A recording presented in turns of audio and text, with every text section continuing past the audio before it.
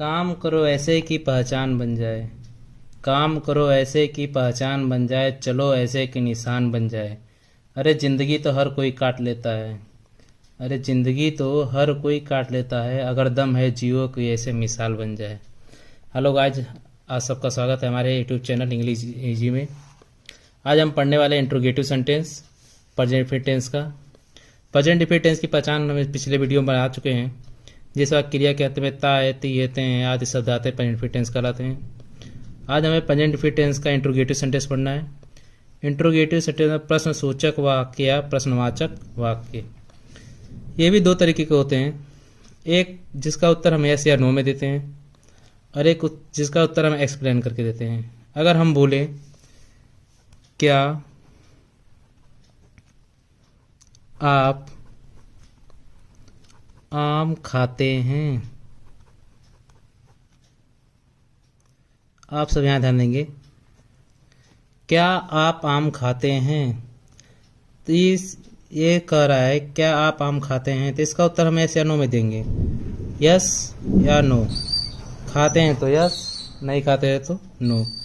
तो इसके लिए हम यहाँ पे इसका स्ट्रक्चर लिखेंगे। यदि क्या शब्द आके पहले आए तो उसके लिए लिखा साइकिल डज सिंगुलर के लिए, प्लूरल के लिए डू, सब्जेक्ट लिखेंगे, फिर वर्ब का फर्स्ट फॉर्म, लास्ट में ऑब्जेक्ट। इंट्रोगेटिव इसलिए क्वेश्चन मार्क लगा देंगे। सेम इसी पर लिखेंगे हम आप। आप का मीनिंग होता है दोस्तों यू। यू हम जानते हैं प्लूरल सब्जेक्ट है, तो पिछले वीडियो में बता चुके हैं कि प्लूरल सब्जेक्ट के साथ डू लगता है, और यहाँ पे सब्जेक्ट लिखना है तो यू। खाने का मीनिंग होता है ईट। ईट मीन्स खाना। क्या खा रहा है दोस्तों, आम खा रहा है, तो अ मैंगो। आगे देखते हैं और भी एग्जाम्पल देख लेते हैं।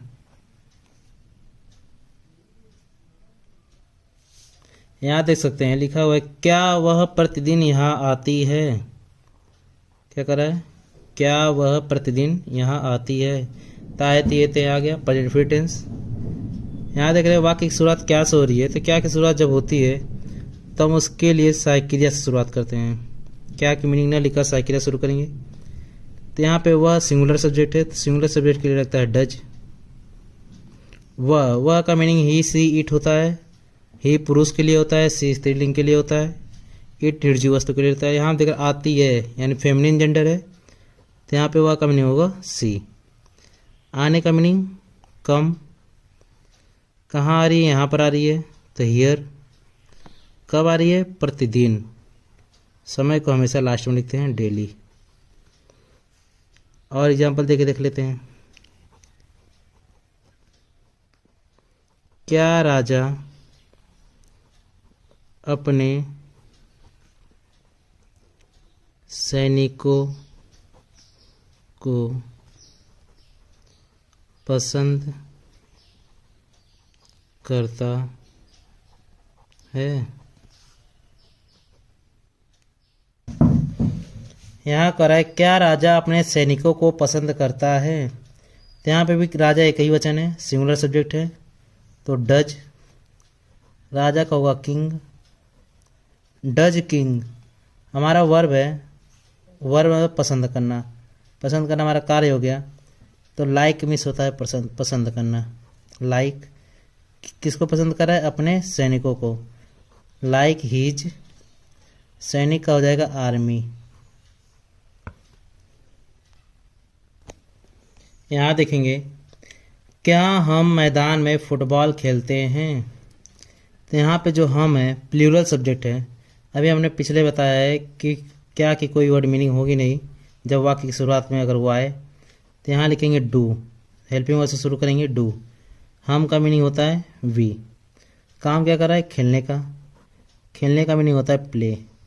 डू वी प्ले, क्या हम खेलते हैं, क्या खेलते हैं, फुटबॉल खेलते हैं, तो लिखेंगे फुटबॉल।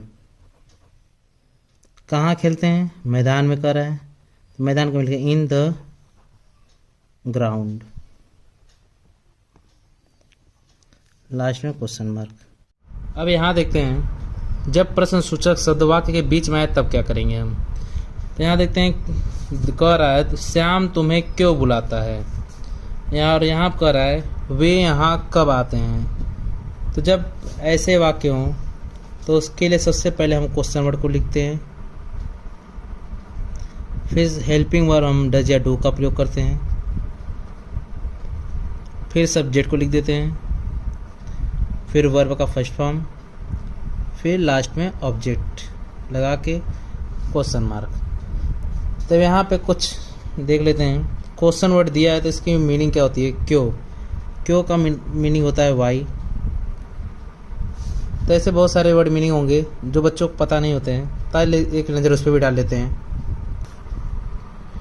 जैसे देख लेते हैं यहाँ पर क्या का मीनिंग होता है वाट, कब का मीनिंग होता है व्हेन, क्यों का मीनिंग होता है वाई, कहाँ का मीनिंग होता है वेयर, होम मतलब होता है किसे और किसको, विच का मतलब होता है कौन सा या कौन सी, हुज माने किसका या किसकी, हु माने कौन, हाउ माने कैसे, हाउ मच मतलब किसी चीज़ की मात्रा नापनी हो, जैसे दूध कितना लीटर है तो उसकी मात्रा नापना हो तो हाउ मच का प्रयोग करेंगे। हाउ मैनी कितने या कितने, आपके पास कितने रुपए हैं, आप कितने कपड़े खरीद चुके हैं, तो इससे में हम हाउ मैनी का प्रयोग करेंगे। हाउ फार का मतलब होता है कितनी दूर, आप एक नज़र से डाल चुके हैं, स्क्रीनशॉट लेना चाहते आप स्क्रीनशॉट भी ले सकते हैं। फिर आते हैं अपने टॉपिक पर, क्यों का मीनिंग होता है वाई कह रहा है श्याम सिंगुलर सब्जेक्ट है, किसी व्यक्ति का नाम है, तो किसी व्यक्ति का नाम हो तो सिंगुलर सब्जेक्ट होता है डज, तो श्याम का मीनिंग होगा श्याम। अब यहाँ कह रहा है वर्ब लिखने के लिए, वर्ब क्या है हमारा बुलाना, काम क्या हो रहा है बुलाने का, बुलाने का मीनिंग होता है कॉल, किसे बुला रहा है तुम्हें बुला रहा है, यू, लास्ट में क्वेश्चन मार्क। यहाँ पर देख लेते हैं कब का मीनिंग होता है व्हेन, वे बहुत तो हो गए, प्लूरल सब्जेक्ट होता है तो इसलिए यहाँ पे लिखेंगे हम डू, और वे का मीनिंग लिखेंगे दे। अब यहाँ पे वर्ब क्या है, हमारा काम क्या हो रहा है आने का मीनिंग होता है कम, कहाँ आ रहा है यहाँ पर आ रहा है तो यहाँ का मीनिंग होगा here. When do they come here. यहाँ पे एक नज़र डालते हैं, देख कह रहा है तुम सच कब बोलते हो, क्या कह रहा है कि तुम सच कब बोलते हो, तो कब का मीनिंग गाइस अभी हमने पढ़ा है व्हेन मतलब होता है कब। अब यहाँ पे तुम प्लूरल सब्जेक्ट है तो लिखेंगे हम डू, तुम का मीनिंग होता है यू, काम क्या हो रहा है हमारा बोलने का मीनिंग होता है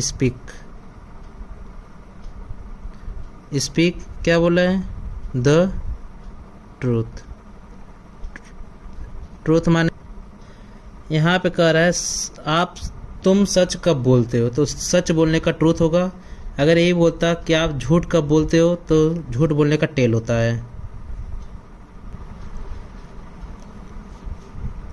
तुम विद्यालय कहाँ जाते हो, वे यहाँ कब आते हैं।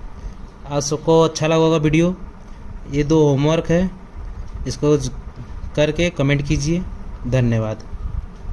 जाते जाते एक हमारे प्यारे बच्चों के लिए, बेहतर से बेहतर की तलाश करो, मिल जाए तो नदी तो समुंदर की तलाश करो। बेहतर से बेहतर की तलाश करो, मिल जाए नदी तो समुंदर की तलाश करो। टूट जाता है शीशा पत्थर की चोट से, अरे टूट जाता है शीशा पत्थर की चोट से, टूट जाए पत्थर ऐसे शीशे की तलाश करो। आपका बहुत बहुत धन्यवाद वीडियो देखने के लिए।